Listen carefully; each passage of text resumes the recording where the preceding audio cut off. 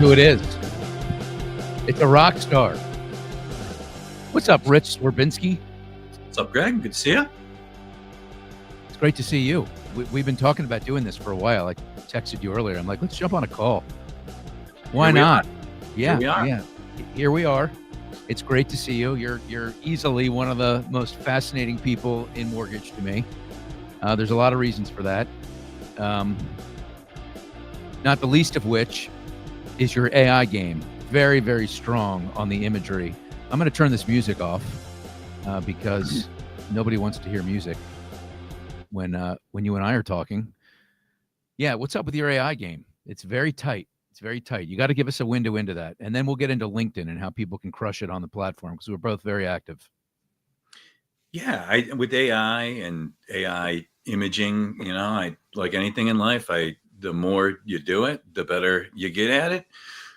I'm a big believer, like the art of prompting AI, getting what you want out of AI quick as possible is to me just a superpower. It's something I just made a big priority probably 18 to 20 months ago and just work at it every day. And it's one of those things. It takes time, but it gets you back a lot of time later in life down the road. So your images in particular are really, really good. I don't think you're using just the normal Chat GPT. I'm using DALL-E. I think it's called DALL-E, right? Mm-hmm. And I've recently pivoted into Grok, which I think is Elon Musk's company. And I'm always dilly-dallying. And I'm probably signed up with 6 or 7. I'm scared to look to see how many different providers I'm signed up with right now. But it just is evolving so fast. And it's so satisfying, isn't it? When you're mixing and matching these various images and then boom, it spits out this thing and you're like, okay, that's the one. Yeah, the thing I've been doing that has been really helpful is I'll just take the same prompt and I'll put it into 5 different, AI platforms. And it's just fascinating to me to see what it spits back. If it's an image prompt or if it's a prompt for something else, it's really helping me understand, what each of the different platforms is best at and how they're evolving. So it takes more time to do that again. So I'm not doing it with everything, but when I have time, to me, that's been a worthwhile use of time. So, we have 66,000 followers between us. It's a lot. LinkedIn. And you're up above 30,000. And what's really interesting to me, and I want to just give people some LinkedIn tips because we're 2 of the more active people in the mortgage industry on here. You would think, I've got around 35,500. You've got nearly 30,500, right? You would think that there's tremendous crossover. Like if you just went up to somebody randomly in the business and said, well, look, Rich has got 30,500. Greg, you have 37,500. How many mutual connections do you think you'd have? I think most people would be like 15,000, 20. Mm-hmm. But that's not the case. We have 4,521 mutual contacts. That's it. Doesn't that seem low? It's amazing. I agree with you. Like sometimes I'll pick your big company in the mortgage industry, big credit services company, only connected with 7 people and they have thousands of people that work there. It's a small industry, yet it's a big industry. But it gives great potential for future growth. If you're somebody like us that is at our levels, or if you're lower, there's great potential. So I feel like your hair is always perfect. Is that true? Are you one of those guys that hits the barbershop every Friday? Because I feel like it's always pretty tight on the sides, especially. Yeah, well, I'm lucky. My girlfriend does I'll get it cut once a month, and then she can she can do the sides every couple of weeks. I like it. Okay, all right. So I'm in the Northern Virginia area, and you're in the Greater Cleveland area. Yep. And I'm looking behind you right now. I see the O for Ohio State. Yep. And you got the Tribe back there. Yep. I'm not seeing any Cleveland Browns paraphernalia. Is it just too embarrassing? It's hidden there. It's right there in the corner. Yeah. Oh, I see. Yeah. Okay.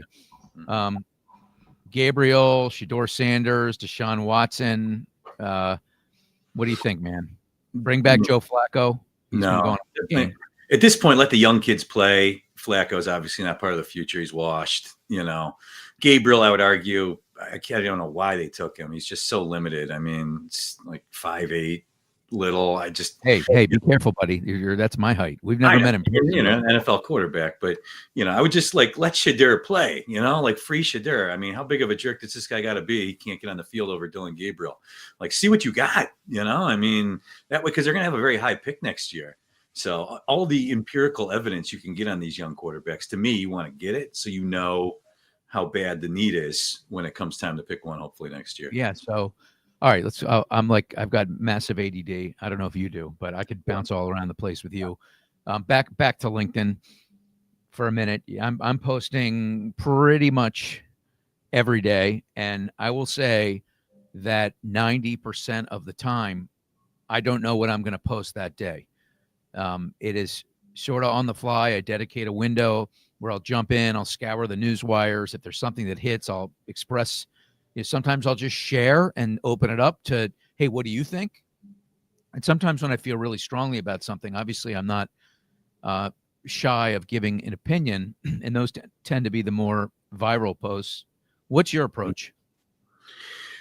The biggest key to me is just having like a content mindset. The easiest way to equate, you always hear like comedians talk, like they always sleep with a notepad and pen, their nightstand. Like if a good joke comes across your mind, you got to write it down. I'm the same way with content, like I made a post yesterday morning. I think about construction. I think it's a good time to buy construction company stocks. Like that idea, I got it like last week, so to me, it's some on the fly stuff. But, I've done a better job over the years just keeping a repository of content ideas. So that way, when, it's time to make a post, I can skip, ideally, some of the brainstorming part. So, do you consider yourself controversial? Like, are you stepping out and digging in even when you're going to be in the minority, or it's not going to be a popular opinion? And do you sometimes take shots where you feel like they're warranted? I do all those things.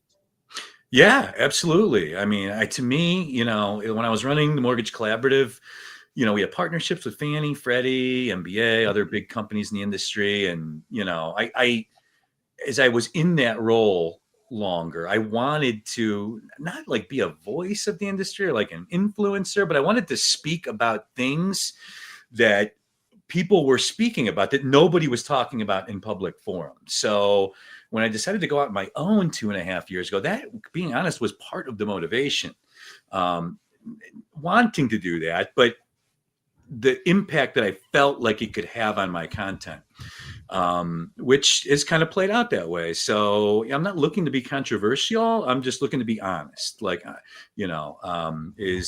just like to openly and honestly talk about my view on things in the industry. People sometimes agree, sometimes don't. Sometimes it creates crap and blowback for me. Sometimes it doesn't. I don't really care though. So yeah, I think we're a great match. I think the two of us are like a great social match. I don't know what that means, but I really like your stuff. I follow you. And vice versa. I love it. It's, you are the source of, you go deeper on like lender level issues, which I love, because, and it is really, really great to get the pure unfiltered lender view on things like what's going on with FICO and Vantage and the GSEs and, brokers versus bankers and things like that. So I love that. I think you do that better than anybody. So yeah, I'll throw a compliment back your way. Your writing is just so creative. I mean, you could easily write a movie, I feel like, or a screenplay. I mean, it's somewhere in your background. You like to write. You've read a lot. There's something in there. I've written my whole life, my entire life. I've been writing. I love to write. When I was younger, I started and grew large and sold to Fox Sports, the biggest Cleveland sports website in town. It started really with just me, same type of stuff, just opinionated stuff on Cleveland sports. I started to aggregate writers and, we built it up to like 50 writers, and we're doing Browns, Cavs, Indians, Buckeyes, humor stuff, movie reviews, pop culture stuff. So that's kind of how I got started, like in my late teens, early 20s. But and then since then, I've been writing my whole life. I love it. And then, more recently, I've kind of figured with the shackles off. I've always had jobs where I, couldn't really speak completely openly. With the shackles off, it's allowed me to use my writing to grow my mortgage industry, income and professional prospects, which is cool. So Yeah, when you stepped out and about 2.5 years ago, and you founded Onward and Upward Consulting, and so you work for yourself now. What was that leap like? Like, was it terrifying.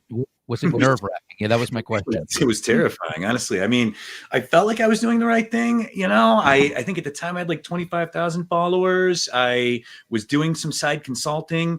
As you know, I run a sports card business that was starting to produce like consistent monthly revenue.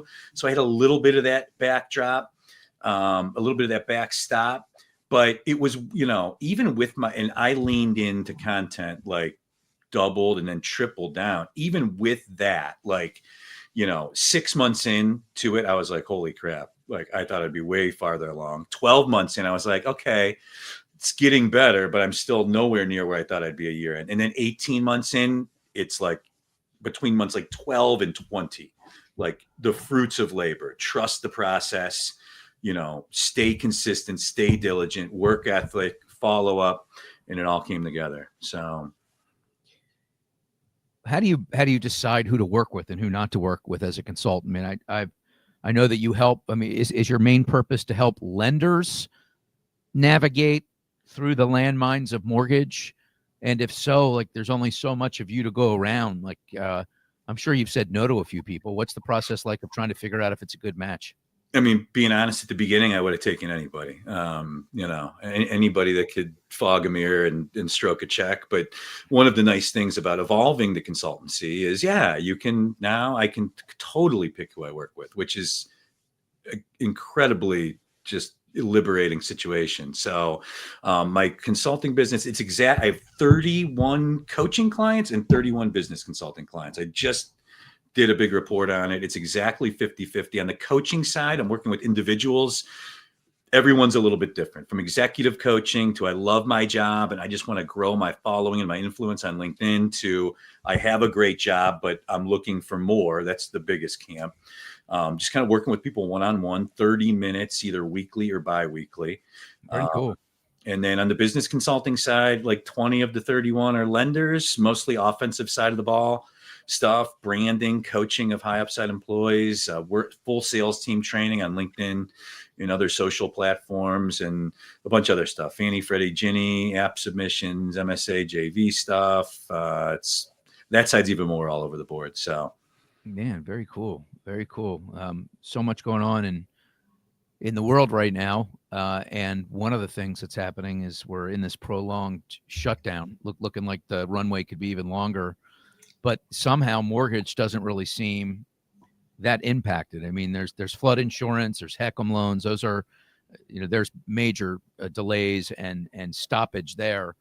But, on the vanilla stuff, it seems like we're humming right along. Are you hearing or seeing anything that suggests otherwise? no USDA. It's a great product. That's all gummed up. Some of the stuff you mentioned. But yeah, I mean, really, it's not a massive impact. Like, my clients aren't stressing out about it at all. Just kind of more watching from the sidelines and, what could be, ancillary impacts maybe of this for our industry as opposed to the shutdown itself. So, well, it seems like, it could be a long one. I think both sides are dug in, and it's, the Democrats have been getting run all over. Trump's got all the leverage. This could be a Mexican standoff. So, oh, goodness. So when you're talking to clients, they see your social, and they think about how the business, or let's say they see what Rocket's doing, they see what Guild and Lakeview just did. They see that there are some very big bets being made on this idea of a flywheel, and that consumers are going to embrace this possibility of having a one-stop shop for all of these ancillary verticals. I asked your co-host Rob Chrisman if he thought that Rocket could ever get to 20% market share. It did. I couldn't even get the question out of my mouth long enough for him to say no. Mm-hmm. Like people that have been in the business a long time, and you're no exception. The lion's share of them hold the opinion that, hey, if you go back and look at history, every 5 or 10 years, you've got a different leaderboard, and in some instances, there's no one from one leaderboard that carries over to the other. And I think there's this kind of like, I'll believe it when I see it thing. What about you? What do you say about the flywheel? Like, are we at a time where consumers are going to want to, in your opinion, get a lot of these things around housing in one spot? Some will, because I mean, I think for most people, housing is a 1 or 2 or 3 time in your life event, and if you can be with a good provider that makes it easy and priced about right, all under one roof, and market it well, then I think that's going to be effective. I disagree with Rob. I do think Rocket could get to 20%. I mean, I do think like they have built this thing the right way. Like it is just set for sustained success with all the ancillary business lines that surround it. They've got every channel. Now they've got Redfin and they've got Cooper on the front and the back end. They've got a technology just culture, at the company. So, I feel like they're very, very well positioned. Like if they're able to get to that type of market share, to me is more, like it's more dependent on like players not to be known. Like who will Zillow buy? How will they more intentfully enter the mortgage business? That's going to be a big domino to fall. What will be the future of UWM? Brokers are 24-25% market share right now. Will that sustain? Will UWM's model, the kind of distributed retail disguised as wholesale, will that sustain long term? I have some doubts about all that. So now that all said, like the big getting bigger, I do feel like that presents even more opportunity for the hyper local as far as like customers in the flywheel. This is where I would tell like loan originators or any mortgage originators, like it is so important to show up properly digitally every day online, to moat your castle, to market to your database and to social media the right ways, so you stay top of mind with people, and instead of just going with the evil empire because you get a refi mailer in the mail. You think about that professional you've worked with in the past, because they've stayed in front of you and stayed present. So, So do you think they can get to 20%? Can they get to 30%? I think that's going to be tough. I mean, I think at that point, especially with the Democratic president and FTC, it's probably going to be very tough. It would be. Yeah, well, I don't see a demo. You see something I don't see, because I don't see anybody in that party that's going to be emerging anytime soon. Listen, who saw Trump beating Hillary Clinton? Remember, he's down 8 points in the polls the day before the election. So I don't discount anything. But it does seem like the Republicans. But again, remember, they lost the midterms in Trump's first term, and he lost the re-election, and nobody saw that, a year into it. So Gavin Newsom might be their best shot. He probably. If you look at Polymarket, he's the big favorite right now. So, and if Michelle Obama ever threw her hat in the ring, I think that she would be the first female president. I think she could do well. I don't think she'll ever do it. I don't think she wants that. I think, her opportunity was the last election. Yeah. So going, and I don't think they love the limelight either. No. And but going back to what you said about UWM retail disguised as wholesale, that's a fascinating conversation. My colleague Rick Rock posted about this. Yeah. I thought it was his best post ever for Rick. Mm-hmm. I mean the balls it took to basically say that UWM is the biggest retail lender in the country. And what's interesting is they took exception with that, but behind the scenes, there was conversation about sort of admitting that's who they were, and trying to figure out how they could build that out. Obviously I know things. I'm not going to reveal what I know, but why don't you think that'll work? Like if for like a Nexa mortgage, it seems to work pretty well. Like they're growing, they've got ambitions to get to 15 billion. Maybe they're at 8 or 9 now. I don't know the exact number, but they're doing it on the back of largely UWM servicing and service. And what's interesting to me is this brokers are better thing. Like it's so interesting the people that were in the middle of that. The names of the people that were embedded in that. I mean, Katie Sweeney was involved in that. Anthony Casa was involved in that. Michael Cortez was Mike Cortez was involved in that. Ishbio was involved in that. I mean, those are the four central figures in the saga, and they're all lenders. They're all working at places or have warehouse lines inside their facilities. So, I mean, lenders are better. When's that coming? I don't know. I think lenders are better. I mean, I just being, again, brutally honest. I mean, the broker channel has ebbed and flowed in market share over the years. Historically, in very healthy markets, they've lost market share. In poor markets, they've gained market share. But they're like the 4 worst years ever. They went from 12 to 24% market share. Do I think they're going to be back at 12% in 4 years? No, but I don't think they're going to be at 30%. I just think that, when the market reverses, then being a banker is much more attractive for good professionals in a lot of ways. Number one. And number two, and we'll see if this changes, but the leadership of the wholesale channel it's been all like, like Matt Ishbia types that, have just, they self-destruct essentially. What if he ever just woke up one day and said, you know what, I'm going to change. I want to be like the leader everyone wants to follow. I want to advocate for the industry, which, that's another conversation we should have, because we don't have. Can you name me 3 of the top 30 IMB leaders, CEOs that are outspoken? Could you name one? I don't know. Like, can you think about it? I mean, no, we could go down the list. Can you, like, we're more outspoken. You, I mean, well, I don't, I'm not the CEO of my company, right? So like, you're the most notable, C-suite from a top. That's my point. That's my point. How sad is that? I mean, what about the CEOs that are out there that used to be outspoken? I mean, I think the dark horse here is Anthony Sher, because he, to me, he was a pioneer in the LinkedIn space. Yeah, he was the first one to really step out, and when he's back, and apparently he's really back and not going anywhere. I know I'm all over the place. This is what you get in a conversation with me. But he's, why is he only posted 4 times in the last 5 months? I mean, I get the company's not doing great. Maybe they're in M&A talks, and but I think that's another piece of it. Is a lot of these big IMBs are public now. We've never had that in the mortgage industry.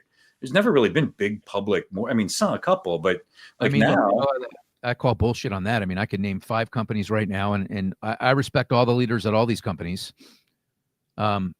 Rate, Fairway, Cross Country, Movement, New American. I mean, you could just go to even my company, even NFM. Our CEO doesn't ever post. I mean, how is it we're in this moment where lots of headwinds, right? And over the last 4 or 5 years, I mean, credit and FICO and all these things, and we've had these headwinds. Yet I haven't seen anybody step out and go, "Damn it!" I mean, Dave Stevens did it, but he's not here anymore. Like, the best way to build build culture, to build an external culture of your company, is founder-led content, and you do a great job with it. There are others that do a great job. Others, maybe they don't want to do it. They know it's important and they don't want to do it. Maybe there's others that don't realize it's important, or they're realizing it's important. But in today's day and age, to be leading a company, especially one that is unsexy products, mortgage lending, to me, the founder's got to be out leading. To me, it's lunacy. Any other, because of its effectiveness, even if the person is just inherently, and I work with some people like this, they're just like, this is not me. I'm like, then pay somebody to just take your damn feet over. Like, and that happens. I mean, my friend Michael Kelleher works with somebody, Mhm. His stuff has gone from, zero to hero, and not an insult against Michael. I love that guy. Nicest guy ever. But I mean, he used a coach and it's helped him out. Someone that does a great job is Rich Weidel at Yeah, Princeton great job, Mortgage. great example. But Yep. he's not really talking about the industry as much as, well, he is talking about transparency, right, in his posts. Like Tim Davis has done a great job at Canopy. Like these guys have they've picked a lane and just hammered the message over and over and over again. And I think you need to do that if you're them. But like the opportunity for a CEO at a top 20 lender, name the lender, it could be ours, it could be anyone, to be able to step up and start advocating for the industry, start advocating for underserved, start advocating for the women in our business, start advocating for doing the right thing. Like it's massive, bro. And like, I'm not a CEO, and the amount of recruiting opportunities that come my way as a result of being outspoken. You take someone that's high at a higher level than I am, that puts themselves out there, that they've got maybe the greatest opportunity they've ever had. I just don't know why. Like, who's going to do it? Maybe it's Anthony. Maybe he comes back. I think you'll see more of it just because, it's an increasing trend. I mean, there's probably people at all of those companies begging their CEOs to get out there and do it more. So I think you'll see more of it. But yeah, it is also mind-boggling to me that you don't have the vast majority of the CEOs of the top IMBs, doing what you're effectively doing on LinkedIn. So see this right here. You know what this is? It's probably slabbed cards. Now, not that there. Do you have a 2:00, by the way? I don't. Yeah, I mean, I've got cards. I have cards everywhere, like you. You and I, we share a lot of things in common here, and one of them is card collecting. Mm-hmm. I'm obsessed with it. I don't know about you, but it's Yeah. an amazing hobby. I've got this Michael Penix college autograph card here, which You look good last night. Yeah, you look good last night. Bills. Who's your PC? Who's the player that you like to collect the most? Is it Bernie Kosar? I've got a bunch of old, Browns, Indian stuff. Jose, obviously, with Cleveland. I've accumulated annoying amounts of his stuff, but I'm more just like one-offs, like, like cool slabbed rookie cards of players I loved as a kid or, that I'm following now. So a lot of Cleveland, a lot of Buckeyes and former Buckeyes in my PC. But other than that, it's just kind of a mishmash. So I was a Jim Thome fan. Yeah, Thome was impossible not to as a Tribe fan. He really did it the right way, and great Hall of Famer. Hey, I was also an Art Modell fan who I got to know when he moved to Baltimore. I would that's right. You guys stole our team. That's right. Yeah. I mean, when the Browns came here, I did the pre and post game shows. Oh, that's right. I forgot about that. Yeah. We were doing the Sports Talk Radio. That's right. Yeah. So I mean, I got to know Orlando Brown really, really well. Priest Holmes, Matt Stover, Wally Williams, Michael Jackson. Jackson, who he passed away. He did. He had a couple incredible years for the Browns and went to Baltimore. He was like 6'4" and could run, I don't know, maybe a 4.3 40. The guy was like lightning. He once came to my softball game and played on my team with me. No way. It's just a bunch of like slow Jewish out of shape guys. And then Michael Jackson, he hit a comebacker to the mound and beat it out. And the pitcher fielded it cleanly. But I mean, I got to know Art and Ozzie Newsome and David Modell, who also passed away, really, really well, and had some great times with them. I'm sure your memories aren't that fond. I mean, they left you guys in the dust. Yeah. I could. Yeah. No love lost. Modells. You and I could talk forever. Any ground we've not covered that we should, you think, in this impromptu mortgage? I'm calling it a mortgage huddle. That's okay.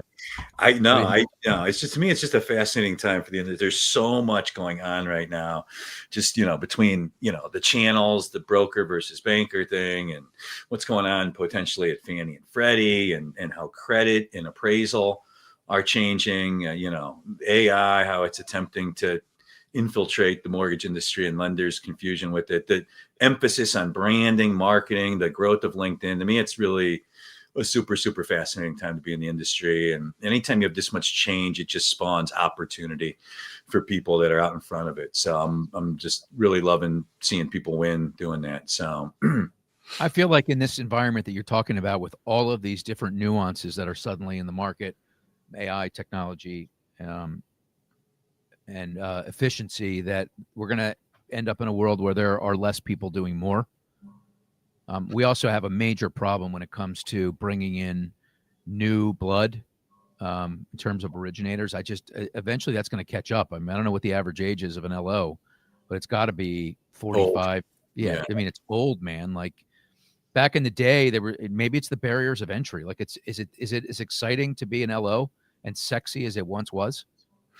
I think, the changing nature of tech, I think it'll be easier to bring young people in that, it's going to be more data and automation based. And, I just think that combined with the income potential, as opposed to the old school, we used to all take 1003s. So hopefully that will help. And I think you're going to need less LOs too to do the same amount of business, to your point. So hopefully that will help a little bit. But yeah, I think all companies are trying to find ways to bring in young talent, which is a challenge because nobody goes to college for mortgage, right? So you got to just find them in creative places. So, but it's opportunity there. Like I know there's Zinix, but it would seem like there's a great opportunity for somebody to come along and figure out how to develop the next wave and then get a piece of their production for a period of time. Like that could be something, right? I couldn't agree more. I think there's huge opportunity. The education space, I love MBA. They're in it. Are you going to annual? I am. Yep. So I'm going to see you. Yeah. And we have met once. Tony points out that Shant is like the voice of guaranteed rate, which is true and a new thing. Love that guy. I was strictly talking about CEOs, the Casey Crawfords of the world. And I'm not seeing Casey for ages. I mean, there's this guy. He's got the pretty face. He's doing amazing stuff. He's got a massive nonprofit. He's building schools. I mean, you couldn't have a more regal executive who could step up and put us all on his back and just rep us, whenever we need it. But like, how is that dude not paying somebody $5,000 a month to run his LinkedIn? I mean, come on, makes no sense. Yeah. Hey, I'm gonna step up for a minute. We're gonna end this, but I'm gonna ask you a question about one particular player. Okay. And I want to know when you see this, what you think. So I'm gonna stand up. Okay. And I'm gonna grab something and bring it. So just pause for one moment, please. Okay. Hang on. I don't know if you can still hear me. I can. Hang on.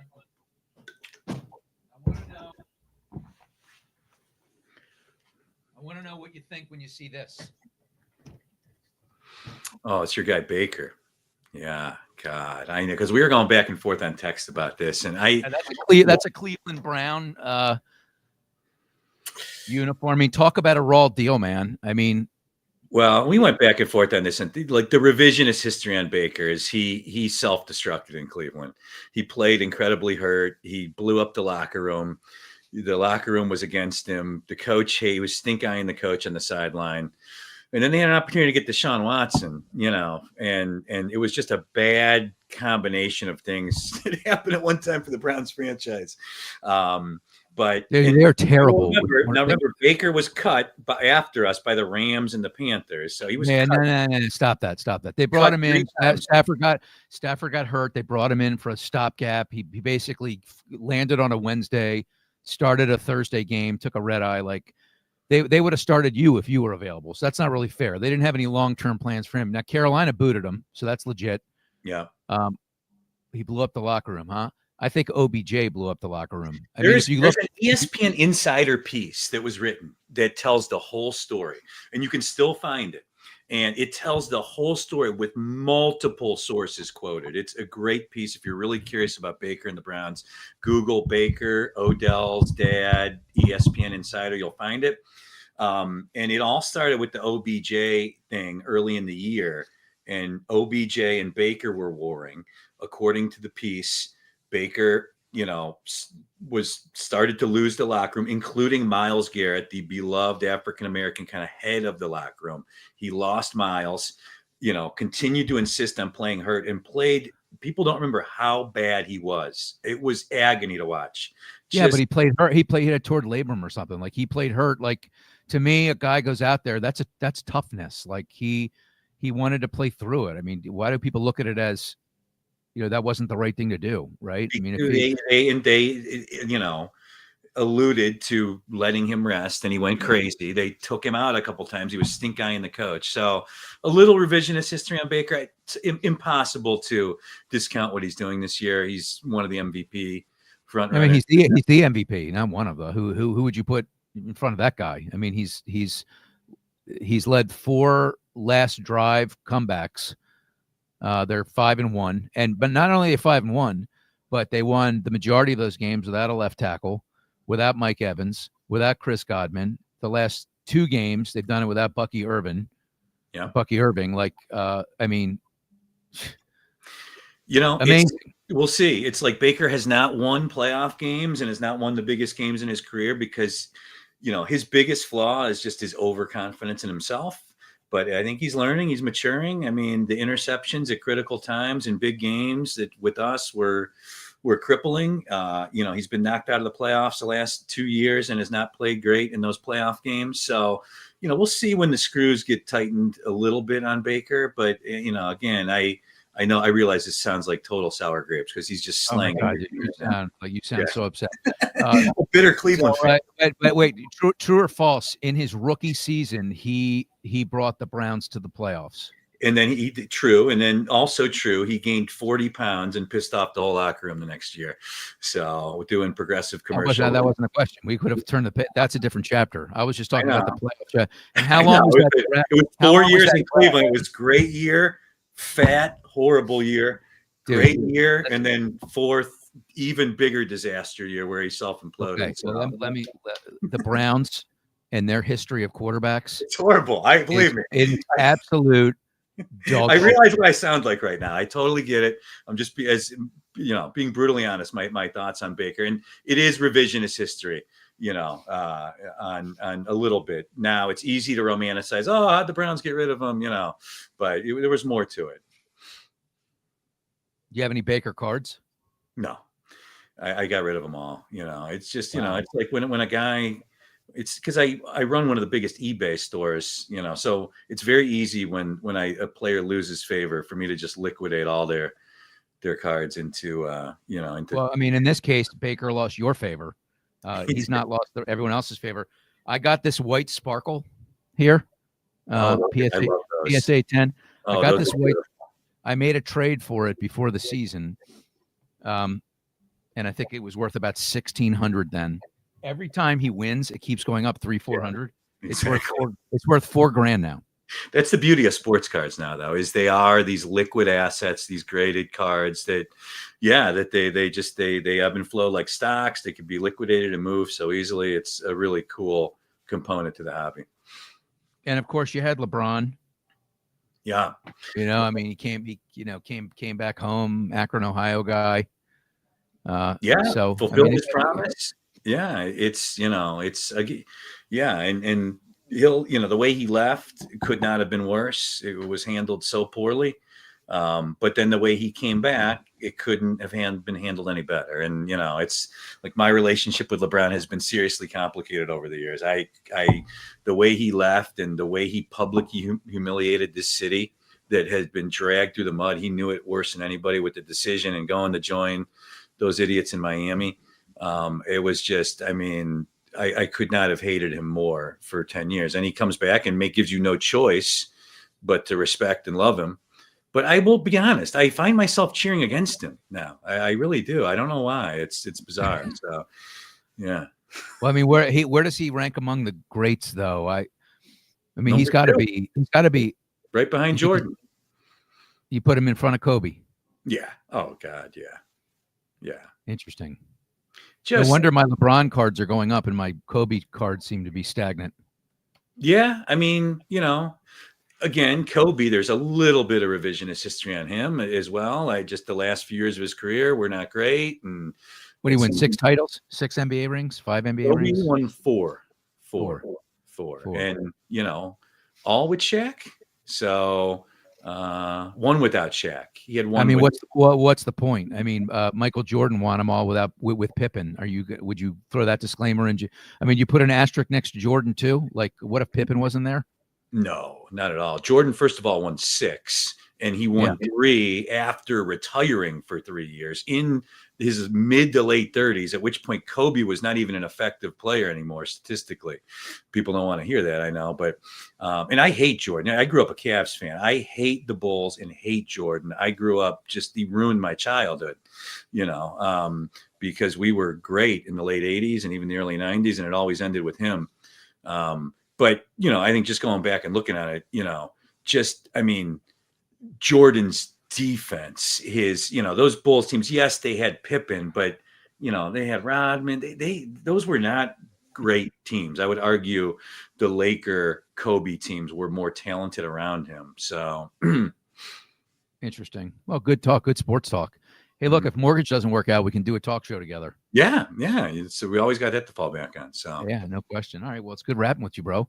This was good. I'll see you in Vegas. When are you showing up? I'm there like Sunday afternoon, and I am staying through Wednesday morning. So I'll be there. I'm Sunday to Tuesday. You're going to go to Pink? Are you looking forward to Pink? I can't wait. I got my tickets, and I love her, and looking forward to it. So you were really pushing hard for these tickets. You had some posts around. Were you getting locked out? Were you getting iced? What happened to you, man? Did you piss off? No, I wanted to get tickets for my consulting clients. So was able to. Did you end up getting them? I was able to line up, about 25 tickets, I think, for consulting clients. So you made a donation, didn't you? The power of social media. No, not a penny. It was just all. Well, Freedom Cares is the Freedom. Freedom Cares. No, I did not make it. Now I will make a donation to the Freedom. Yeah, Cares. and I will too. I will. Last year I made a donation. I was the winning bid to meet Katy Perry. Oh, really? Nice. How did that? Were you there last year? I didn't go last year. What was meeting Katy Perry like? Bro, it's an unbelievable story. I gotta take 2 more minutes of your time. This really happened. Her name is like Joan, like Feikenberger. First of all, she's stunning. She's stunning. Yeah. Okay, let's just start there. I'm sure she was not thinking the same when she met me. But I showed up with Roxana Davidoff, who is I think co-founder of Big Purple Dot. And she also bid and won, so you had to go in tandems there because Katy Perry's Katy Perry. You had to take a picture with 2 people at once. So, and I actually love Katy Perry. I think she's got great music. So we go up to her, and I'm like, oh my God, I'm your biggest fan ever. The one that got away, the acoustic version, is my absolute favorite. And then Roxana, again, co-owner of Big Purple Dot, out of nowhere, says, and I'm the one that got away. And Katie goes, oh my God, are you serious? And Roxana goes, yeah, he lost me and he found me again, and now we're married. And Katie's like, oh my goodness, I'll never forget this moment. She goes out on stage. She does like her first 8 songs, and then she stops everything to say, this next song is dedicated to Greg. Where are you, Greg? Greg in the white sweatshirt. Oh, man. I happen to be in the 3rd row. She's like, where are you, Greg? Oh my God, an unbelievable story. And the one Greg told me, his wife is here in the audience, the one that got away. Come on up, Greg. Tell us about this. No way. Everybody saw this. First of all, I have it on video. Second of all, 2,000 people saw this. I mean, even Stan Middleman saw it and joked with me last time I talked to him.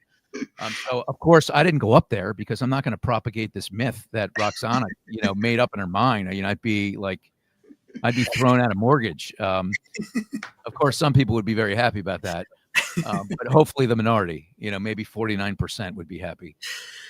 So that happened, and that was my Katy Perry moment, and I blew her off. She was like, "Come on, stop! You're not going to ignore." And I'm like, I pretended like I was shy. That had to be that's some good acting work on your part. Yeah. That wasn't easy for me. So that was, I'm not sure if the same thing's gonna happen with Pink. Freedom. I have a lot of respect for Stan. I know we said goodbye like 20 minutes ago, by the way, but yeah, I love him too. To me, he's one of the 3 or 4 smartest guys in the industry, like chess versus checkers guy. Yeah. He's a goat. He's a goat. You see his book, Seeing Around Corners? Yep. Yeah, and the thing is, when COVID hit and we all needed to recapitalize, he was there. Not just there, but there to pay a premium. Like he rescued a lot of us. Yep. So I'm gonna look forward to seeing him again. All right, we'll see you in Vegas, brother. Sounds good. Good talking. See you in Vegas.